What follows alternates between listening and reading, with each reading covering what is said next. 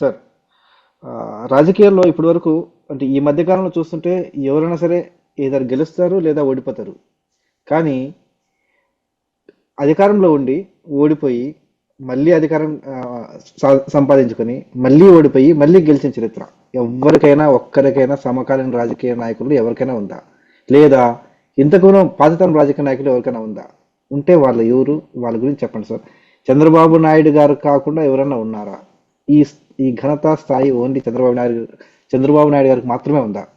ఎన్టీఆర్ గారు 89లో ఓడిపోయారు, మళ్ళీ 94లో గెలిచారు. ఆయన కాకుండా ఇంకెవరైనా ఉన్నారా? ఉంటే చెప్పండి సార్. యా మనకి తమిళనాడు రాజకీయాల్లో ఈ పోకడ సుదీర్ఘకాలం ఏఐడిఎంకే డిఎంకే మధ్య ఈ అధికార ప్రతిపక్ష హోదాలు తారుమారవుతూ ఉండేవి.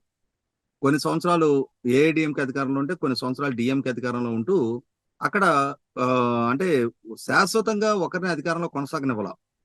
అటువంటి గెలుపోటములు మనం తమిళనాడులో చూసాం, చాలా సందర్భాల్లో చూడటం జరిగింది. మీరు అన్నట్టు చంద్రబాబు నాయుడు గారిది ఆంధ్రప్రదేశ్ రాష్ట్రంలో కొంత ప్రత్యేక పరిస్థితి. ఖచ్చితంగా 2004లో వారి ఓటమి అది వ్యక్తిగతంగా తెలుగుదేశం పార్టీకో చంద్రబాబు నాయుడు గారికో జరిగిన చేసిన నష్టం కన్నా కూడా ఆంధ్రప్రదేశ్ ఉమ్మడి రాష్ట్రానికి చేసిన నష్టం చాలా ఎక్కువ. ఎందుకు అనంటే 1995 నుంచి 2004 దాకా చంద్రబాబు నాయుడు గారు పాలనా పరంగా కానీ, అదే సందర్భంలో సంక్షేమ పరంగా కానీ చాలా పెను సంచలనాలకు కారకమయ్యారు ఆయన. ఆయన హయాంలోనే అద్భుతమైన పాలనా సంస్కరణలు. అప్పటి వరకు పరిపాలన అంటే ఎక్కడో దూరంగా ఆఫీసులకు పరిమితమైన పరిపాలనని, అధికార వ్యవస్థని ఆయన ప్రజల వద్దకు పాలన ద్వారా చేరువ చేయగలిగారు. ప్రజలకు ప్రశ్నించే తత్వాన్ని నేర్పారు. అధికార వ్యవస్థలో జవాబుదారీతనం పెంచారు. సిటిజన్ చార్టర్ లాంటి సిటిజన్ చార్టర్ తీసుకొచ్చి అది ఆఫీసులో డిస్ప్లే చేయడం ద్వారా పౌరులకు ఉన్న హక్కుల్ని తెలియజేశారు. అలాగే ఆయన పాలనా బాధ్యతలు చేపట్టే నాటికి 38 ఇంజనీరింగ్ కాలేజీలకు పరిమితమైన ఉమ్మడి రాష్ట్రాన్ని 350 ఇంజనీరింగ్ కాలేజీల స్థాయికి పెంచారు. సాంకేతిక విద్యని అద్భుతంగా ప్రజలకు చేరువ చేశారు. అంతకు ముందు ఇప్పుడు మేము చదువుకున్న రోజుల్లో 1987, 91 మా తమ్ముడు ఇంజనీరింగ్ చేశాడు. తను ఇంజనీరింగ్ చేసినాడు. తనకి ఎంసెట్ లో 1574 ర్యాంక్ వస్తే ప్రైవేట్ కాలేజీలోనే యూనివర్సిటీ ప్రెమిసెస్ లో సీట్ వచ్చే ఆస్కారం లేదు. 1574 అంటే ఆ రోజుల్లో పరిస్థితి ఏంటి అంటే 3,500 4,000 ర్యాంక్ దాటితే ఓసీలకి ఇంకా సీట్లు లేవు. అంటే హార్డ్లీ అవైలబిలిటీ ఆఫ్ సీట్స్ చాలా తక్కువ. మొత్తం ఉమ్మడి రాష్ట్రంలో 38 కాలేజీలు ఉన్నాయి. మా గుంటూరు జిల్లాలో KL, Bapatla engineering college, RVR అని చేసి 3 ఇంజనీరింగ్ కాలేజీలు ఉండేవి 1987, 91 నాటికి. తర్వాత చెల్లూరుపేటలో చుండి రంగనాయకులు కాలేజీ వచ్చింది, 4వ కాలేజీ. ఇవాళ పరిస్థితి ఏంటి? ఇవాళ ఎన్ని కాలేజీలు వచ్చేసినాయి అక్కడ? అంటే సాంకేతిక విద్య ఆ రోజులో ఒక లగ్జరీ, కొద్ది మందికి మాత్రమే దక్కడానికి ఆస్కారం ఉన్నది.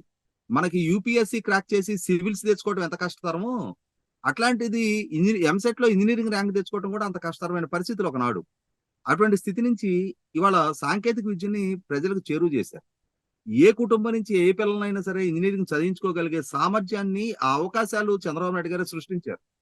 అదే సందర్భంలో విద్యారంగంలో ఒక్క సాంకేతిక విద్యకే కాదు, ఆయన ప్రతి కిలోమీటర్ కి ఒక ఎలిమెంటరీ స్కూలు, ప్రతి 3 కిలోమీటర్లకు ఒక హై స్కూలు, ప్రతి 5 కిలోమీటర్లకి అంటే ప్రతి మండలానికి ఒక జూనియర్ కాలేజీ, ప్రతి రెవెన్యూ డివిజన్ ఒక ఇంజనీరింగ్ కాలేజ్ అని చెప్పిన ఒక పాలసీ తీసుకొని దాన్ని అద్భుతంగా ఇంప్లిమెంట్ చేసి విద్యారంగంలో ఆయన హయాంలో తీసుకొచ్చిన ఇంకొక గొప్ప మార్పు ఏంటి అంటే, ఇప్పుడు నిన్న చంద్రబాబు నాయుడు గారు మెగా డిఎస్సికి సంతకం చేశారు కదా.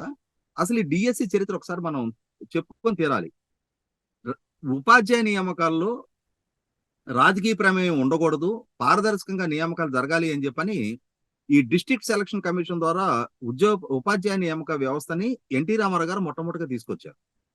ఈ 40 సంవత్సరాల్లో నిన్న చంద్రబాబు నాయుడు గారు సంతకం చేసింది 17వ డిఎస్సి. ఈ 17 డిఎస్సిల్లో ఎన్టీ రామారావు గారి హయాంలో 3 డిఎస్సీలు అమలు జరిగింది. కోట్ల విజయ భాస్కర్ రెడ్డి గారి హయాంలో ఒక డిఎస్సి అమలు జరిగింది. వైఎస్ రాజశేఖర రెడ్డి గారి హయాంలో 2 డిఎస్సీలు అమలు జరిగింది. కిరణ్ కుమార్ రెడ్డి గారి హయాంలో ఒక డిఎస్సి అమలు జరిగింది. చంద్రబాబు నాయుడు గారి హయాంలో నిన్న సంతకం చేసిన దాంతో 9 డిఎస్సీలు అమలు జరిగినాయి. అంటే ఆయన ఉపాధ్యాయ నియామాలకు ఇచ్చిన ప్రయారిటీ ఎంత? హయాంలోనే 1,50,000 మందికి పైగా ఉపాధ్యాయుల నియామకం జరిగింది ఎన్టీ రామారావు గారు, చంద్రబాబు నాయుడు గారి చేతుల మీదుగా. ఇక్కడ తప్పనిసరిగా ఇంకొకరి గురించి కూడా చెప్పుకోవాలి మరి ఈ సందర్భంలో. ఇంతమంది గురించి ప్రస్తావించుకున్నాం కదా! మరి నిన్నటి వరకు పరిపాలన చేసిన 5 సంవత్సరాలు జగన్మోహన్ రెడ్డి గారి పరిపాలన హయాంలో మెగా డిఎస్సి ఇస్తాను అని చెప్పని వాగ్దానం చేసి ఎన్నికలకు ముందు యువత నుంచి ఓట్లు దండుకున్న జగన్మోహన్ రెడ్డి గారు తన పాలనా హయాంలో 5 సంవత్సరాలు కాలక్షేపం చేసి 5వ సంవత్సరం ఎన్నికల కోడ్ ఆఫ్ కండక్ట్ అమలు రాబోతుండగా ఒక దగా డిఎస్సి అంటే టెక్నికల్ గా కోడ్ ఆఫ్ కండక్ట్ అమల్లోకి వస్తే రిటర్న్ టెస్టులు పెట్టడానికి వీలు కాని స్టేజ్ లో ఒక దగా డిఎస్సి నోటిఫికేషన్ ఇచ్చి 5 సంవత్సరాల కాలంలో not even a single DSC ఆ రికార్డు జగన్మోహన్ రెడ్డి గారిది. అంటే చంద్రబాబు నాయుడు గారు అంతటి అద్భుతమైన పరిపాలన అందించారు ఆయన. రైతులకి 2004కి ముందే ఆయన డిపార్ట్మెంట్ ఆఫ్ హార్టికల్చర్ ద్వారా రైతాంగానికి అంటే హార్టికల్చర్ అంటే మనకి కూరగాయల పెంపకం చేసే రైతులకి 50% సబ్సిడీతో విత్తనాలు ఇచ్చేవాళ్ళు. అటువంటి పరిపాలన అందించినా కూడా ఆ రోజు రాజశేఖర రెడ్డి గారు చంద్రబాబు నాయుడు గారిని ఆయన వ్యవసాయం దండగా అన్నాడు అని చెప్పని ఎప్పుడు ఎక్కడ ఏ సందర్భంలో ఎవరితో చంద్రబాబు నాయుడు గారు ఆ మాట అన్నారనే సాక్ష్యాధారాలు లేవు. లేకున్నా సక్సెస్ఫుల్ గా రాజశేఖర రెడ్డి గారు ఆ విధమైన ఆరోపణ చేశారు ఆయన మీద. చంద్రబాబు నాయుడు గారి హయాంలో ఎల్నినో ఎఫెక్ట్ తోటి చివరి 3 సంవత్సరాలు వర్షాలు పడకపోతే దాన్ని చంద్రబాబు నాయుడు గారికి ఆపాదించి కుట్రలతోటి చంద్రబాబు నాయుడు గారి మీద విష ప్రచారం చేశారు. ఆయన్ని విద్యుత్ సంస్కరణ తీసుకొచ్చారు అని చెప్పని ప్రపంచ బ్యాంక్ ఏజెంట్ అన్నారు. అదే సందర్భంలో ఆయన తీసుకొచ్చిన సంస్కరణల ఫలాలు అందుకుంటున్న ప్రజలు కూడా ఈ విష ప్రచార ప్రభావంతో ఆ రోజు రాజశేఖర రెడ్డి గారు ఉచిత విద్యుత్ వాగ్దానం చేయగానే ఖచ్చితంగా చంద్రబాబు నాయుడు గారు సైమల్టేనియస్ గా చేస్తున్న మిగిలిన అభివృద్ధి మొత్తాన్ని కూడా ఇగ్నోర్ చేసి రాజశేఖర రెడ్డి గారిని గెలిపించారు. కానీ అల్టిమేట్ గా 10 సంవత్సరాలు వెనక్కి తిరిగి చూసుకుంటే కాంగ్రెస్ ప్రభుత్వ హయాంలో మళ్ళీ తిరిగి చంద్రబాబు నాయుడు గారి అవసరం ఆవశ్యకత ఆంధ్రప్రదేశ్ పౌర సమాజానికి గుర్తుకొచ్చింది. కాబట్టి 2014లో మళ్ళీ తిరిగి ఎన్నుకున్నారు.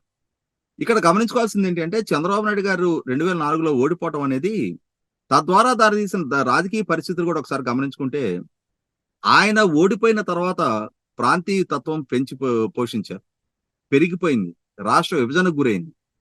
అంటే ఆంధ్రప్రదేశ్ 2 రాష్ట్రాలుగా విడిపోయిన పరిస్థితులు ఆయన ఓడిపోయిన తర్వాత సంభవించిన పరిస్థితులు ఇవన్నీ కూడా. తర్వాత ఆయన మీద రాజశేఖర రెడ్డి రకరకాల ఆరోపణలు చేయడం జరిగింది. 2 ఎకరాల రైతు 2,000 కోట్లు సంపాదించాడు, సింగపూర్ లో 7 స్టార్ హోటల్ కట్టాడు అని చెప్పని. ఆ రోజు నుంచి ఈ రోజు దాకా ఎక్కడ సింగపూర్ లో ఏ 7 స్టార్ హోటల్ చంద్రబాబు నాయుడు గారిది అనేది నిరూపణ చేసిన వ్యక్తులు లేరు.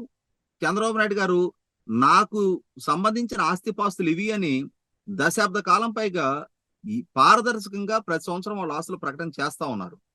అయినా సరే ఈ అసత్యపు ఆరోపణలతోటి ప్రజల మనసు గెలుచుకొని రాజశేఖర రెడ్డి గారు అధికారంలోకి వచ్చారు. కానీ అంతిమంగా రాష్ట్రానికి వనగూరింది ఏంటి? ఖచ్చితంగా 2004కి ముందు హైదరాబాద్ లో చంద్రబాబు నాయుడు గారు సృష్టించిన అంబియన్స్ సైబరాబాద్ నిర్మాణ పరంగా కానీ హైదరాబాద్ లో నెలకొల్పిన సంస్థల పరంగా కానీ చంద్రబాబు నాయుడు గారు ముఖ్యమంత్రిగా దిగిపోయే నాటికి 2.5 లక్షల సీటింగ్ కెపాసిటీ తోటి హైదరాబాద్ సర్వీస్ సెక్టర్ అప్పటికి అభివృద్ధి చెందితే 10 సంవత్సరాల కాలం తర్వాత ఆ రోజుకి ఇండియన్ ఐటీ మ్యాప్ లో కనీసం కనిపించని గుర్గావ్, నోయిడా, అహ్మదాబాద్, చెన్నై లాంటి సిటీలు ఐటీ మ్యాప్ లో చోటు దక్కించుకునే లక్షలాది మందికి ఉపాధి కల్పన తీసుకు అడుగులేసినాయి. 1,00,000 సీటింగ్ కెపాసిటీ ఉన్న పూణే 8.5 లక్షల సీటింగ్ కెపాసిటీకి అభివృద్ధి చెందింది. కానీ తర్వాత వచ్చిన కాంగ్రెస్ ప్రభుత్వ దశాబ్ద కాలంలో 2.5 లక్షల నుంచి కేవలం 50,000 మాత్రం యాడ్ చేయగలిగారు. అంటే హైదరాబాదుని మరింతగా అభివృద్ధి చేయటంలో కాంగ్రెస్ పార్టీ విఫలం చెందింది అనేది వాస్తవం. అంతకు ముందు చంద్రబాబు నాయుడు గారు సృష్టించిన సంపద ఫలాలు అనుభవించడానికి కాంగ్రెస్ పార్టీ నాయకులు చూపించిన ఉత్సాహం రాష్ట్రాన్ని అభివృద్ధి చేయడంలో ఆ మాత్రం పరిణతి ప్రదర్శించలేదు అనేది 100% వాస్తవం. ఇటువంటి పరిస్థితుల్లో ఖచ్చితంగా ఆంధ్రప్రదేశ్ పౌర సమాజం జగన్మోహన్ రెడ్డి గారి రాజశేఖర రెడ్డి గారి పాలన హయాంలో ఖచ్చితంగా కష్టతరమైన పరిస్థితులు ఎదుర్కొంది. ఆ తర్వాత ప్రాంతీయ ఉద్యమాలు, ఆ ఉద్యమాల తర్వాత రాష్ట్ర విభజన జరగటం, ఆ విభజన జరిగిన తర్వాత విభజిత ఆంధ్రప్రదేశ్ కి చంద్రబాబు నాయుడు గారిని మళ్ళీ తిరిగి ఎన్నుకోవడం జరిగింది. ఇక్కడ కూడా మరొకసారి మళ్ళీ ఇదే పరిస్థితి. అంటే చంద్రబాబు నాయుడు గారు ఆయన రాష్ట్ర పునర్నిర్మాణం కోసం రాజధాని నిర్మాణం దగ్గర నుంచి, ఇరిగేషన్ ప్రాజెక్టుల నిర్మాణం దగ్గర నుంచి, రోడ్ ఇన్ఫ్రాస్ట్రక్చర్ దగ్గర నుంచి, అదే సందర్భంలో ప్రజలకు సంక్షేమాన్ని అందించడంలో అద్భుతమైన చొరవ ప్రదర్శించినా కూడా దాన్ని చర్చనీయాంశం కాకుండా జగన్మోహన్ రెడ్డి గారు వాళ్ళ తండ్రి వాటిలోనే నడిచి చంద్రబాబు నాయుడు గారిని కులం పేరు మీద టార్గెట్ చేసి, ప్రాంతీయం పేరు మీద టార్గెట్ చేసి, రకరకాల విద్వేష ప్రచారాలు చేసి, తన వ్యూహకర్తల ద్వారా తాను ఒక పోరాట ఎదురుగా ఇచ్చుకున్న ఎలివేషన్ నేపథ్యంలో 2019 ఎన్నికల్లో మరొకసారి చంద్రబాబు నాయుడు గారిని ఓడించడం జరిగింది. చంద్రబాబు నాయుడు గారిని ఓడించిన ప్రతి సందర్భంలో అది వ్యక్తిగతంగా చంద్రబాబు నాయుడు గారికి నష్టం జరగల. ఆ నష్టం రాష్ట్రానికి తగిలింది. ఒక వేగంతో జరుగుతా ఉన్న అభివృద్ధి కుంటుపట్టం మొదలైంది. ఉపాధి కల్పన మృగ్యంగా మారిపోతా వచ్చింది. అంటే అప్పటి వరకు ఉన్న సానుకూల వాతావరణాన్ని ఈ చంద్రబాబు నాయుడు గారిని ఓడించుకోవడం ద్వారా ఆయన సృష్టించిన యాంబియన్స్ ని ఆంధ్రప్రదేశ్ పౌర సమాజమే మళ్ళీ తిరిగి దెబ్బతీసుకుంటూ వచ్చింది ఈ ఓటముల ద్వారా. ఒక ఒరవడితో సాగుతున్న అభివృద్ధిని ప్రతిబంధకాలు ఖచ్చితంగా ఆయన ఓడించడం ద్వారా పౌర సమాజమే కల్పించుకుంది. ఇటువంటి పరిస్థితుల్లో మళ్ళీ తిరిగి రిలీజ్ అయిన ఆంధ్రప్రదేశ్ పౌర సమాజం 2024 ఎన్నికల్లో చంద్రబాబు నాయుడు గారిని మరొకసారి ఎంపిక చేసుకున్నారు. అంటే గాడి తప్పిన వ్యవస్థల్ని తిరిగి గాడిలో పెట్టడానికి, రాష్ట్రాన్ని అభివృద్ధి దిశగా అడుగులు వేయించడానికి ఆయన శక్తియుక్తులు మొత్తాన్ని ప్రదర్శించి ఎక్కడ ఒళ్ళు దాచుకోకుండా కష్టపడి రాష్ట్రాన్ని అభివృద్ధిలో పరుగులు ఎత్తిస్తున్నారు తప్ప దానికి తగిన సహకారం ఒక దశాబ్దన్నర కాలము అన్ఇంటరప్టెడ్ గా పరిపాలన సాగించడానికి కావాల్సిన సహాయ సహకారాలు ఆంధ్రప్రదేశ్ పౌర సమాజం నుంచి అందించడం లేదనేది వాస్తవం. ఈసారైనా సరే రిలీజ్ అయ్యి ఆంధ్రప్రదేశ్ పౌర సమాజం ఆయనని ఈ రోజే మన కొత్తగా చూడాల. 1995 నుంచి గత 3 సార్లుగా ఆయన రాష్ట్ర ముఖ్యమంత్రిగా ఆయన సృష్టించిన సంపద ఏంటి, ఆయన కల్పించిన ఉపాధి ఏంటి, ఆయన హయాంలో నెలకొల్పబడ్డ సంస్థలు ఏంటి అనేది, ఆయన తీసుకొచ్చిన పరిపాలనా సంస్కరణలు ఏంటి అనేది ఇవాళ మనం ఏ రైతు బజార్కి వెళ్ళినా ఆయనే గుర్తొస్తారు, ఏ మీ సేవా కేంద్రానికి వెళ్ళినా ఆయనే గుర్తొస్తారు, ఏ మండల కార్యాలయానికి వెళ్ళినా అక్కడ కనిపిస్తున్న సిటిజన్ చార్టర్ చూస్తే ఆయనే గుర్తుకొస్తారు. ఇవాళ ప్రభుత్వ యంత్రాంగంలో పెరిగిన జవాబుదారీతనం చూస్తే ఆయనే గుర్తుకొస్తారు. ఇవాళ డిజిటలైజేషన్ చూస్తే, ఇవాళ పౌర సేవలు సానుకూల పడిన పరిస్థితులు చూస్తే మనకు ఆయనే గుర్తుకొస్తారు. వీటి సందర్భంగానైనా సరే ఖచ్చితంగా ఆయన్ని ఒక దశాబ్ద కాలం పాటు అయినా సరే ఈ రాష్ట్రానికి పాలకుడిగా కొనసాగించుకున్న పక్షంలో ఆయనకి ఇప్పటికే 70 సంవత్సరాల వయసులో ఉన్నారు. కానీ ఆయనకున్న క్రమశిక్షణ, ఆయన పట్టుదల, ఆయన ఫిట్నెస్ లెవెల్ పరంగా చూసుకుంటే ఇంకొక దశాబ్ద కాలం పాటు అయినా సరే సర్వీస్ ఇవ్వగలిగే పరిస్థితి మన కళ్ళ ముందు కనిపిస్తా ఉంది ఆయన వైపు నుంచి. కాబట్టి అటువంటి ఒక అరుదైన ఆణిముత్యం లాంటి చంద్రబాబు నాయుడు గారిని తప్పనిసరిగా కాపాడుకొని అవకాశం ఇవ్వాల్సిన బాధ్యత ఆంధ్రప్రదేశ్ పౌర సమాజం మీద ఉంటుంది.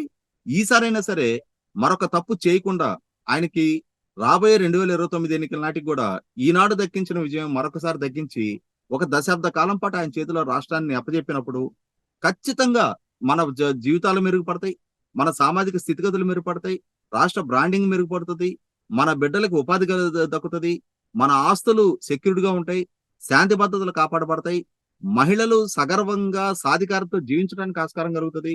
కాబట్టి ఆ దిశగా అడుగులు పడతాయని ఆలోచిద్దాం. ధన్యవాదాలు సార్. ఖచ్చితంగా మీరు చెప్పినట్టు చంద్రబాబు నాయుడు గారికి ఖచ్చితంగా 10 ఏళ్ళు ఇస్తే మాత్రం ఇంతకుముందు కోల్పోయింది అన్ని కలిపి పూర్తి స్థాయిలో ఒక అద్భుతమైన రాష్ట్రం ఖచ్చితంగా నెలకొల్పబడుతుంది. చూద్దాం మరి. ఇప్పుడు మంచి తీర్పు ఇచ్చారు, అలాగే భవిష్యత్తులో కూడా మంచి తీర్పులు ఇస్తారు ప్రజలని చెప్పి ఆశిద్దామని. ధన్యవాదాలు సార్.